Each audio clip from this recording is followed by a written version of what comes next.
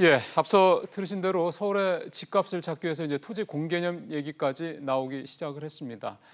정부가 아직 부동산 종합대책을 언제 발표할지 구체적인 시기를 공식적으로 좀 발표하지 않았기 때문에 언제 나올지는 모르겠습니다. 이번 주 안에 나올 가능성이 높다. 그러니까 다음 주에 남북 정상회담이 있기 때문에 이번 주에 나올 가능성이 높다라고 점쳐질 뿐이지 정확하게 뭐 언제 나올지 아직 좀 알 수가 없는 상황이기 때문에 여러 가지 얘기가 지금 계속 나오고 있는데 오늘 이해찬 대표가 한 이 토지 공개념 얘기가 만약 이 대표 말대로 이번 부동산 안정대책에 포함이 된다면 구체적으로 또 어떤 식으로 포함이 될지 여부도 관심이 몰릴 수밖에 없습니다.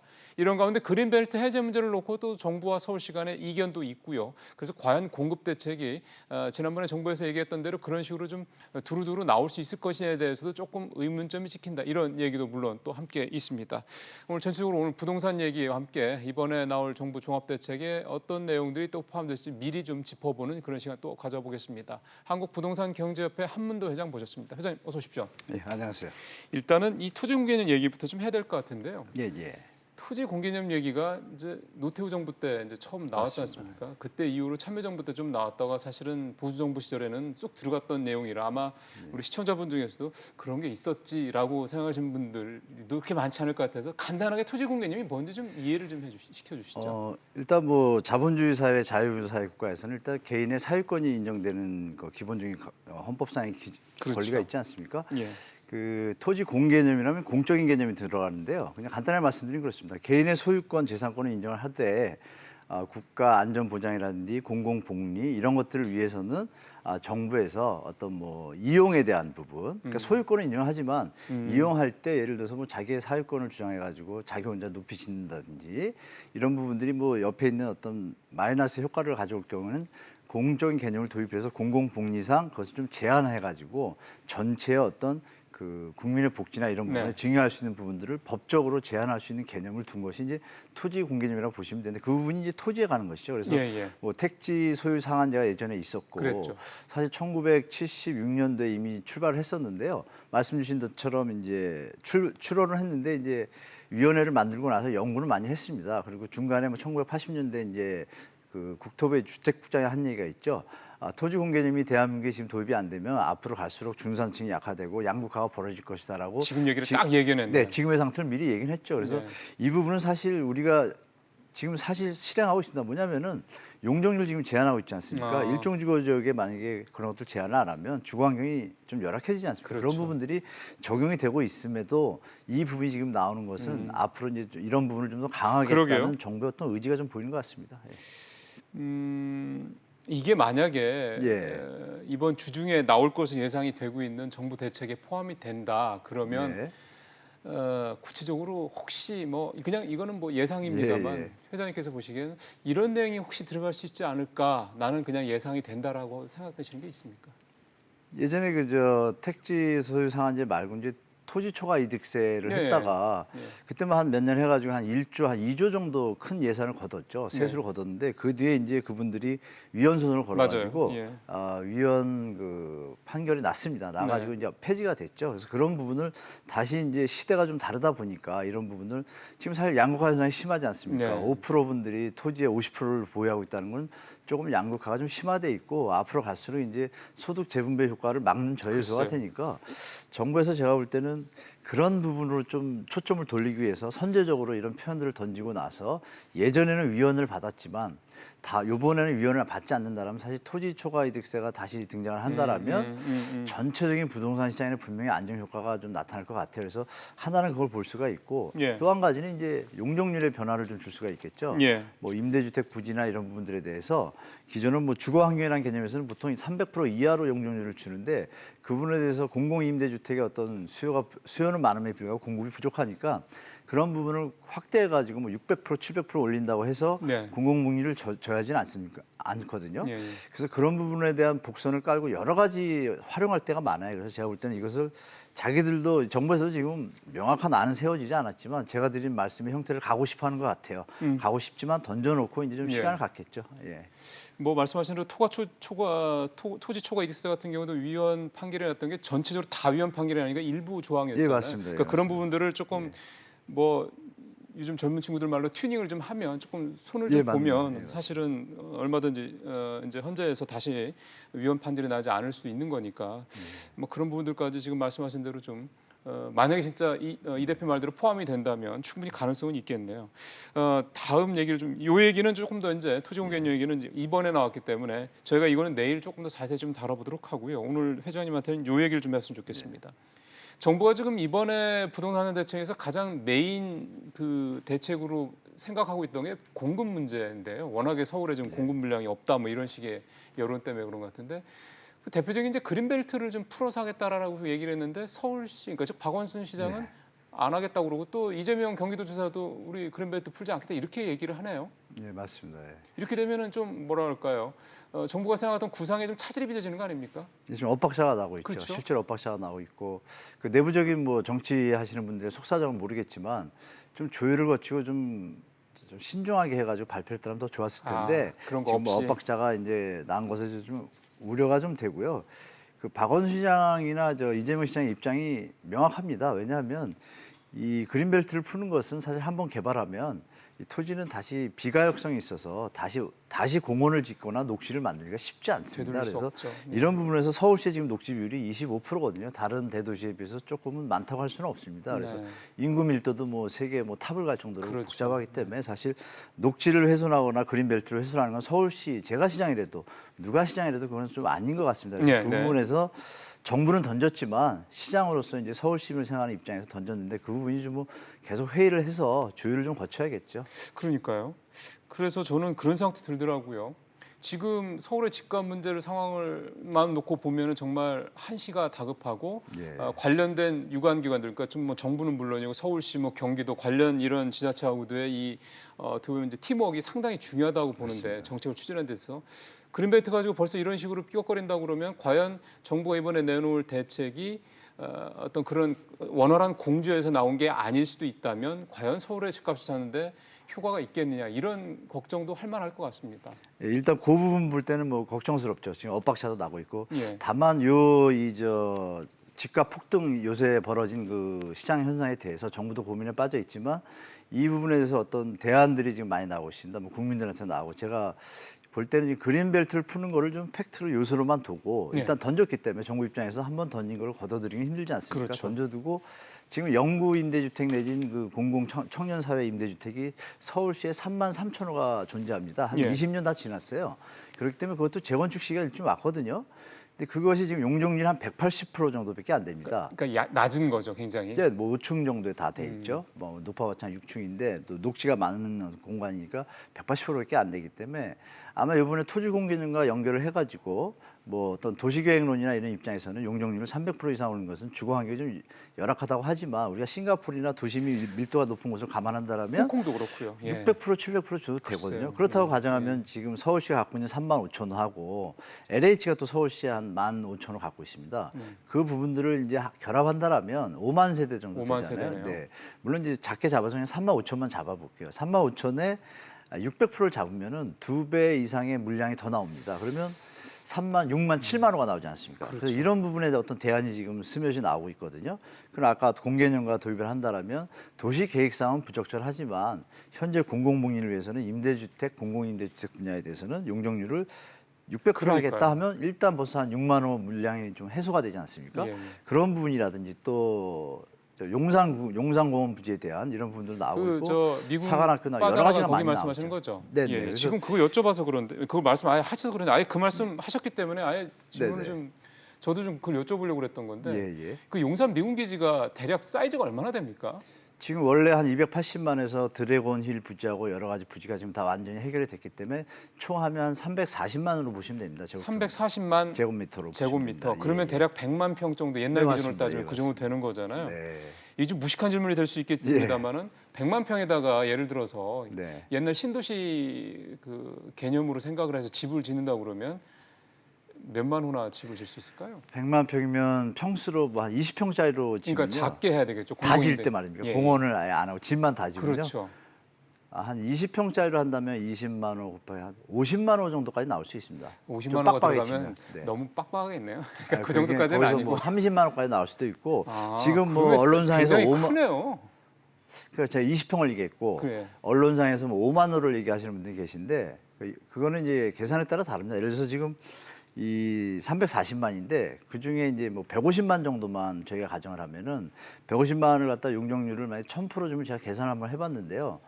한 12만 15만 호가 나옵니다. 12만 15만 오면은 대략 한 네. 4, 50만 명 들어가는 신도시 나오는 거 아닙니까? 아니, 그러니까 용적률을 제가 좀 높여봤습니다. 네. 개인적으로. 네. 그러면 아까 말씀드린 공개념이랑 좀 연결을 한다라면 뭐 상업지가 뭐 1000%까지 가잖아요. 예. 근데 뭐 녹지가 앞에 있으니까 사실 지금 센트럴 파크가 지금 면적이 340만인데 그 뉴욕 센트럴 파크하고 지금 거의 사이즈가 똑같거든요. 아. 근데 우리가 유념할 게 한 가지가 있습니다. 그게 우리 용산 그 공원기지 그 340만이 뉴욕 센트럴 파크랑 지금 사이즈가 같아요. 340헥타르 똑같은 얘기죠. 예, 예. 지금부터는. 그런데 뉴욕시의 면적은 1000제곱킬로미터에 해당되고 대한민국 서울의 면적은 605제곱킬로미터입니다. 그러니까 한 60%밖에 안 되죠. 그걸 네. 감안하면은 지금 340만에 60%면은 6318에서 한 200만에서 250만만 공헌을 하고 네, 네. 제가 말씀 올린 대로 100만에서 120만을 갖다가 임대주택으로 14평짜리 수준에서 맞추면 이게 20평짜리와 뭐 10평짜리를 합하면 한 15평, 14평 예, 나오죠. 예, 예. 평균이. 그걸로 계산하면 충분히 뭐 10만 원 정도 뽑을 수가 있습니다. 그래서 그러니까요. 이런 부분에서 정부가 좀 욕심이 나겠죠. 제가 드린 말씀에서 뉴욕시와 똑같은 센트럴 파크 크기를 인구 밀도는 배고 어떤 면적 비율로 본다라면 용산공원에서 60에서 65%는 공원화하고 나머지 부분을 멋있게 좀 아트형으로 해가지고 임대주택도 뭐 모두 못 사는 게 아니잖아요. 아니 어떤 왜요? 예. 소셜 믹스가 그러니까요. 제대로 지으면 예. 멋있게 줄 수 있거든요. 그러니까요. 예. 그런 개념이 도입된다라면 아주 불가능한 그림은 아니거든요. 그래서 그런 그러니까 부분이 말입니다. 제가 볼 때는 자꾸 스며스며 나오고 있고 뭐 자꾸 청원도 들어오고 그러니까요. 있는데 불가능하다고는 볼 수 없는 것 같습니다. 제가 그러니까요. 볼 때. 뭐 엄한 저 그린벨트 해제해서 녹지 공간 줄이느니 사실 어떻게 보면 기존에 있는 공간을 조금 더 활용하는 게 맞습니다. 예, 훨씬 예. 더 시간도 좀 단축시키고 효과적이지 않을까 생각 드는. 효과는 뭐 최고라고 봅니다. 그러니까요. 제가 볼 때.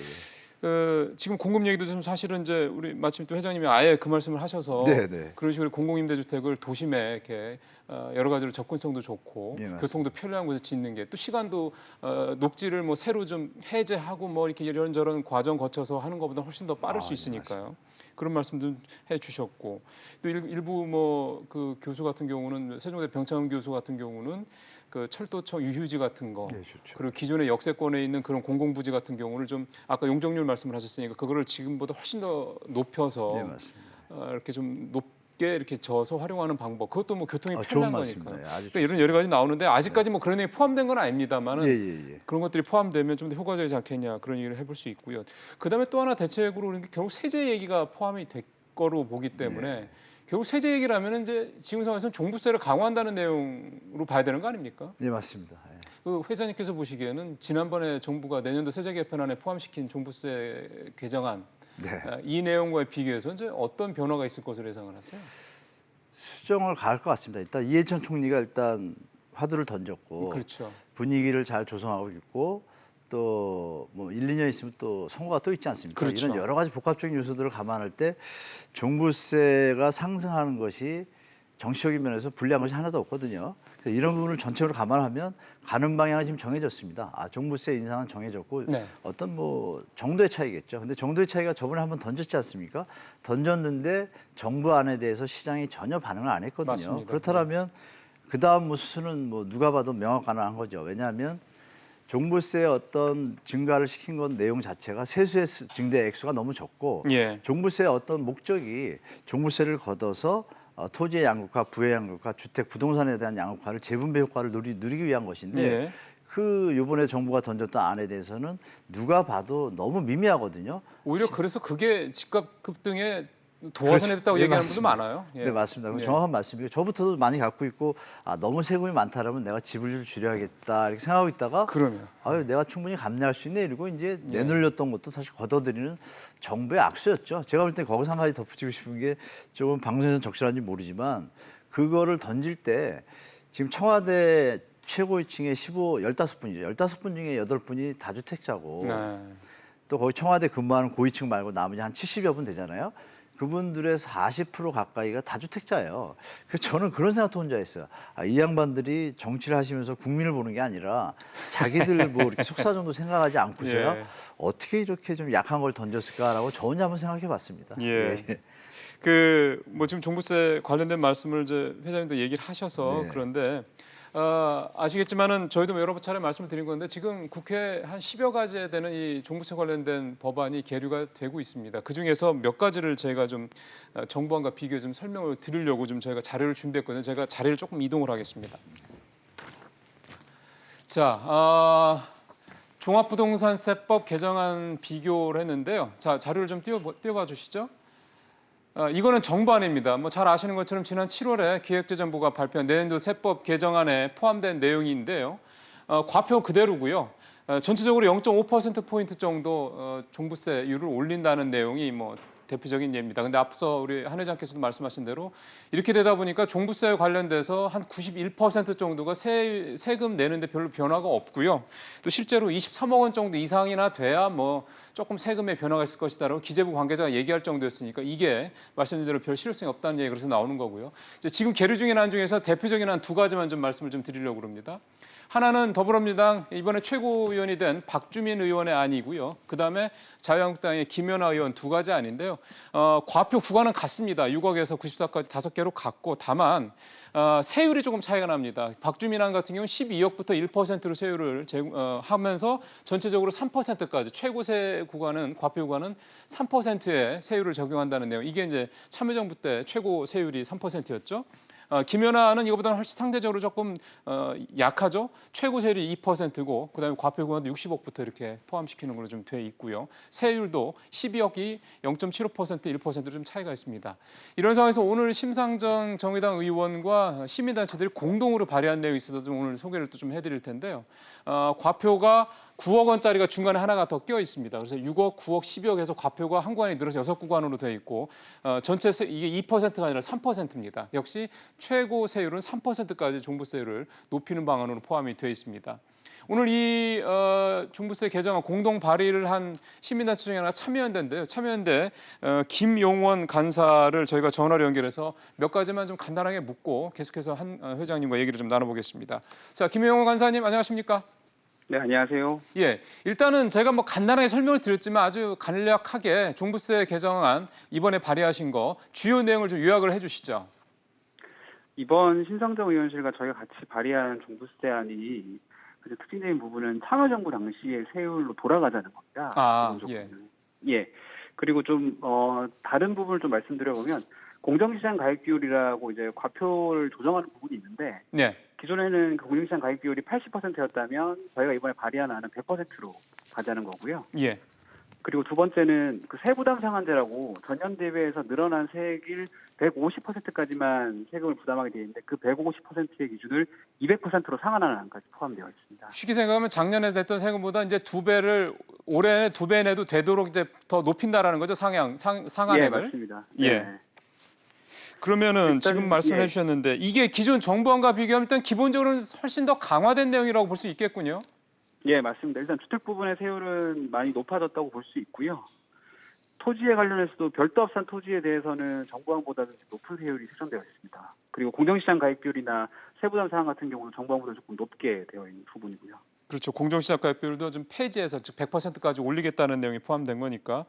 네. 이게 요즘에 뭐 계속 그런 내용들이 나와서 그냥 저도 좀 준비를 좀 여쭤보고 싶은데 뭐냐면 정부안은 이 세수 증대 효과가 한 7천억 정도밖에 안 돼서 좀 뭐 사실 좀 뒷말이 많았고요. 박주민 안 같은 경우 한 3조 원 정도 되는 거 같고 이렇게 되는데 이 안대로라면 세수 증대 효과는 혹시 얼마나인지 계산이 좀 됐나요? 이게 뭐 정확하지는 않은데 그 저희가 이제 대략적으로만 시뮬레이션한 걸 보면 기존에 1조 5천억 수준이었던 종부세가 대략 4조 2천억 정도까지 아마 증가하게 될 것 같습니다. 예. 그럼 지금 정부가 한 거보다는 뭐 거의 한 6배, 7배 정도까지 늘어날 수 있는 그런 상황이 좀 되는 거군요. 알겠습니다. 이게 지금 이제 법안이 그 발의가 정식으로 오늘 된 거죠, 그러니까? 네, 그런 걸로 알고 있습니다. 예, 알겠습니다. 김용원 간사님 말씀 잘 들었습니다. 네, 감사합니다. 예, 자 계속해서 한 회장님과 얘기를 계속 나눠보도록 하겠습니다. 자, 회장님 좀 말씀을 쭉 들어보셨는데요. 네. 일단은 심상정안 그러니까 뭐 요약해서 심상정안이라고 하겠습니다. 심상정안은 네. 기존에 있는 뭐 박주민 안이라든가 이 김연아 또 정부안에 비해서는 훨씬 더 강하네요. 네, 최고의 아니죠. 예. 오늘 어떻게 좀 쭉 보셨습니까? 일단 뭐 심상정 의원이나 이 시민단체 입장은 사실 뭐 진보에 제일 앞장서서 사회활동하시는 분들이고 예. 그분들의 입장은 일단 양극화 현상을 최대한 막고 싶어 하시고 그렇죠. 또 어떤 뭐 사회의 어떤 분배를 좀 그런 측면이 많으신 분들이죠. 그래서 좀 많이 가지신 분들이 그 노블리스 오블레즈 실행해라 이런 뜻으로는 이걸 강요해 던지고 있는데 이 부분에 대해서 사실 제가 수치상으로 봤을 때는 사실 감내가 가능한 선입니다. 다만 이제 감내가 가능하다라는 거는 초고가 그거를 내야 될 주택- 분들이 감내가 가능하다는 거죠? 네, 제가 또 방송에 어울리지는 않는데요. 물론 이제 중간 부분은 좀 강합니다. 중간 부분은 강한데 지금 저희가 과표 기준이라는 걸 쓰지 않습니까? 예. 뭐 모든 샐러리맨들이 뭐 1원의 어떤 한 푼도의 어떤 뭐 저 누락 없이 세금을 정확하게 내고 있는데 우리 물론 전 세계가 동일하지만 어떤 이 자본주의 사회에서 기득권의 어떤 형성으로 인해서 과표 네. 기준이라 해서 실거래가보다 좀 낮게 하죠. 원래 맞습니다. 부동산이 볼륨이 크다 보니까 예. 그거는 이해하지만 그것을 이제 여러 가지 정치적이나 경제적으로 활용을 하는데 지금 대한민국의 어떤 보유세 현황은 외국에 비하면 사실 낮은 건 사실이거든요. 훨씬 낫죠. 예. 그래서 그런 부분들을 총체적으로 볼 때는 지금 참여연대 심상정안이 과도한 건 아닙니다. 다만 우리의 어떤 경제 상황과 이런 것을 볼 예, 때는 너무 급진적이니까 제가 볼 때는 박주민 우리 의원께서 던진 안 정도가 지금 박주민하고 김연아 의원 안의 어떤 공통점은 일단 저 1가구 1주택자에 대한 어떤 감세를 던지셨거든요. 예. 그래서 이런 부분이 제가 볼 때는 심상정안은 맞기는 하나 현실적으로 다만 시기적으로는 좀 급하다는 제가 느낌으로 좀 예. 받아들이고 있습니다. 근데 사실은 이번에 그 똘똘한 한 채 붐 때문에 일가구 네. 1주택인데 고가 주택 같은 경우는 사실 말이 많잖아요. 그래서 정부도 이번 대책에 그 똘똘한 한 채를 막기 위한 대책, 즉 일가구 1주택자 중에서도 집이 네. 비싼 사람들에 대해서는 좀 종부세를 강화하는 내용을 넣을 것이다 이런 얘기들이 많아서요. 그건 사실 누가 봐도 초등학생한테 물어봐도 강화한다는 자체가 좀 어울리진 않죠.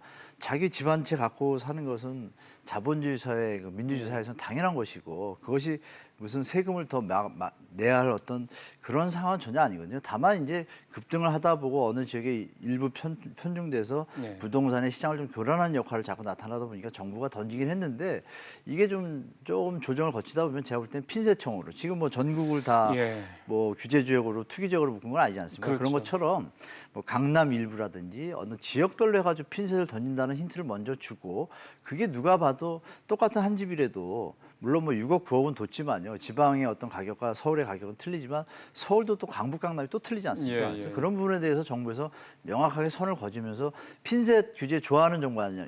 이번 정부가 그런 정부이기 때문에 이런 거 던질 때 조금 국민들을 생각한다라면 1가구 1주택자에 대한 종부세도 생각하고 있지만 핀셋청을 추구한다라고 하면 일반 국민들이 지금 반발이 지금 이렇게 좀 시끄러운 것들이 좀 잦았을 텐데 좀 줄어들었을 텐데 너무 급하게 발표를 하다 보니까 기술적인 조금 부분에 실상을 대한 해서. 좀 약간 거친 네, 면이 맞습니다. 있다는 마음은 말씀이시죠? 이해하나 예. 네, 그런 부분이 좀 미흡한 것 같습니다. 예.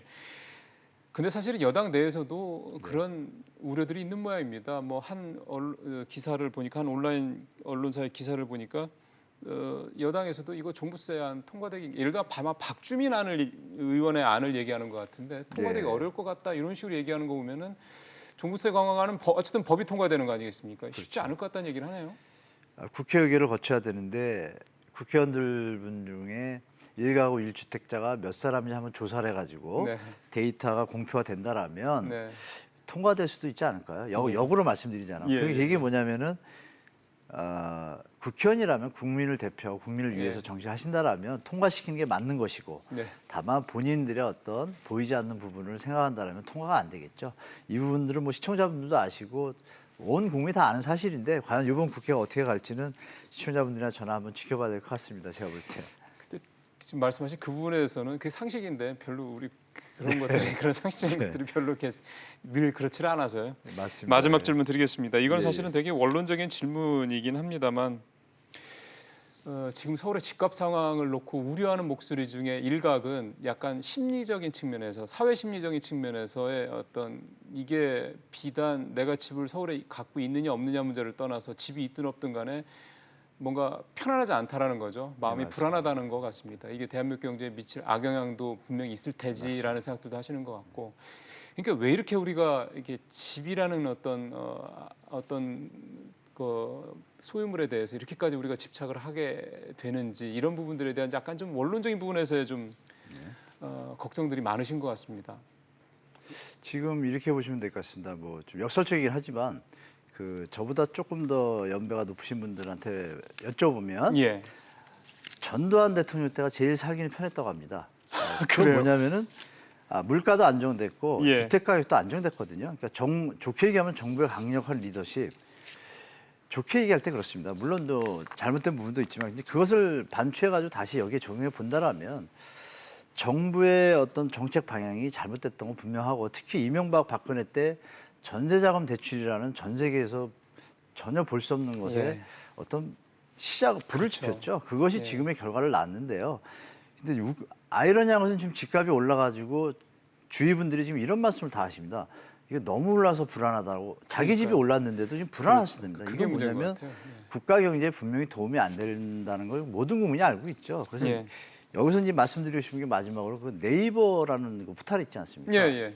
그 뭐 한 사례가 뭐 뉴스 시간에 조금 적절하지는 않지만 시청자분들이 아시면 도움이 될 것 같아서 뭐 한 분이 5억짜리 집을 6억에 매물을 내놓고 뭐 조금 있다가 7억에 내놓고 8억에 내놓고 이렇게 매물을 내놨다고 가정을 하고요. 네, 네. 그것을 어떤 요새 뭐 부동산 투자 그룹 많지 않습니까? 그 그룹이 하나씩 사면 실거래가가 7억으로 오르는데 한 달도 안 걸립니다. 실제로 최근에 벌어진 일이고요. 예. 문제는 또 이제 감정원의 통계가 문제죠.